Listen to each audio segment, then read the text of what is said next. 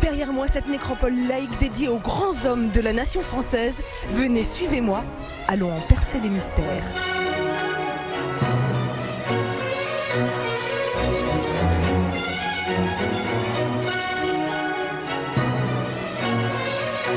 Alors c'est incroyable, dès qu'on rentre ici, on se croirait dans une église. Et oui, c'est un monument qui a été voulu par Louis XV pour être une église. Les révolutionnaires se saisissent de ce monument tout neuf, le plus moderne et le plus haut de Paris pour le transformer en ce qui deviendra le Panthéon.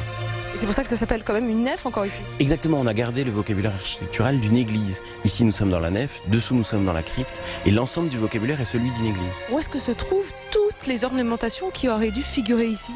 Alors une grande partie des ornements ont traversé la place et sont à l'église Saint-Étienne-du-Mont et une partie du décor original est restée là-haut. Venez voir. On y va. Voilà, mais ça monte comme si on allait dans un clocher là. Oui, ça monte comme si on allait dans un clocher, tout simplement parce que Soufflot cumule plusieurs styles dans le même monument. Un temple grec à l'extérieur, une église classique à l'intérieur et une structure gothique. Et ici, nous sommes dans un escalier qui est vraiment celui d'un escalier du Moyen-Âge.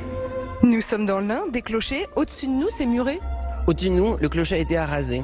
À la Révolution, dans les transformations, on coupe les clochers des deux côtés du monument. Et tout autour de nous, des plâtres. Des plâtres, oui, qui sont des modèles, des maquettes pour le décor qui auraient dû prendre place au sein du Panthéon et qui n'a jamais pris place, mais qui a été conservé ici même. Ici, nous découvrons des médaillons qui représentent notamment au fond Saint-Pierre. On reconnaît les deux clés de Saint-Pierre et sa crosse. Donc là, vous m'avez fait prendre encore de la hauteur. Où sommes-nous ? On monte d'un étage, nous sommes en colonnade intérieure. Soufflot construit un bâtiment avec une colonnade extérieure et une colonnade intérieure pour supporter une triple coupole. Oh, et David, cette fresque, qu'est-ce que c'est ? C'est une fresque de Gros de 1824. Là, vous en voyez qu'une toute petite partie, mais si vous voulez, on va la voir. C'est de plus en plus étriqué, de plus en plus petit.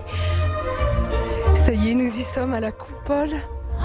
C'est cette grande fresque qui paraît si petite vue d'en bas. Cette coupole peinte par Gros en 1824 est une commande de Napoléon Ier. Simplement, Gros n'a pas le temps d'achever la peinture, que Napoléon est envoyé en exil et du coup c'est Louis XVIII qui est représenté sur la peinture à la place de Napoléon Ier. Et en plus, Louis XVIII est représenté en costume de sacre alors qu'il n'a jamais été sacré roi. Que symbolise cette fresque ? Qui voit-on exactement ? C'est le cycle de la bonne gouvernance en quelque sorte qui est ainsi représenté. Les grands rois, les grands marqueurs de l'histoire de France, Clovis, Charlemagne, Saint-Louis et Napoléon. C'est marrant, ces coupoles, elles semblent filer vers le même point, donc cette fresque géante, comme un jeu un peu de construction. Oui, c'est un assemblage assez savant de construction de poids et de contrepoids qui permet la superposition d'une coupole ouverte, une coupole sculptée ouverte avec un oculus comme celle-ci, une coupole peinte que l'on vient de décrire et la coupole extérieure qui permet de couvrir l'ensemble. Ce qui est absolument fascinant ici, c'est le mélange des genres architecturaux. On passe sans problème du classique au gothique. Oui, Soufflot construit de l'extérieur un temple grec. À l'intérieur, c'est une église classique que l'on retrouve dans la colonnade par exemple. Et la structure de l'ensemble est une structure gothique. On retrouve les arcs-boutants juste derrière nous comme à Notre-Dame.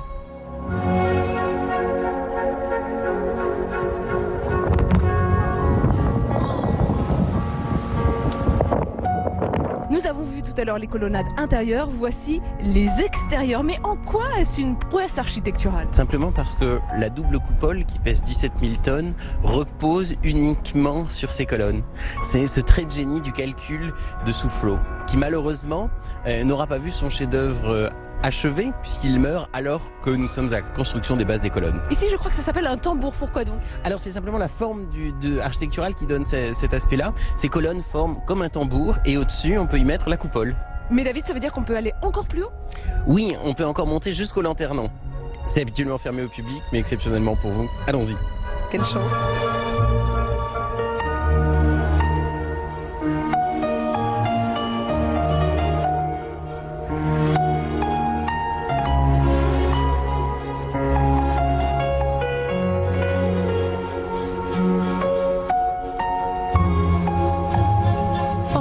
Des marches et des marches.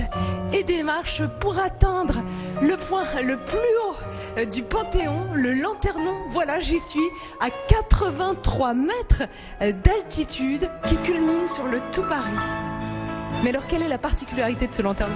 Alors, le Lanternon a été, jusqu'à la construction de la Tour Eiffel, le point le plus haut de Paris. Mais c'est surtout, en termes architectural, le point qui soutient l'ensemble des 3 coupoles. Vous me faites peur là, il faut pas que je bouge d'un poil. Non, c'est la clé de voûte, elle est très solide, ne vous inquiétez pas. Oui, oui. Demain, je vous retrouve pour découvrir les tombeaux des grands hommes qui sont inhumés ici. Mais en attendant, je vous propose de profiter de la vue imprenable que nous avons sur Paris.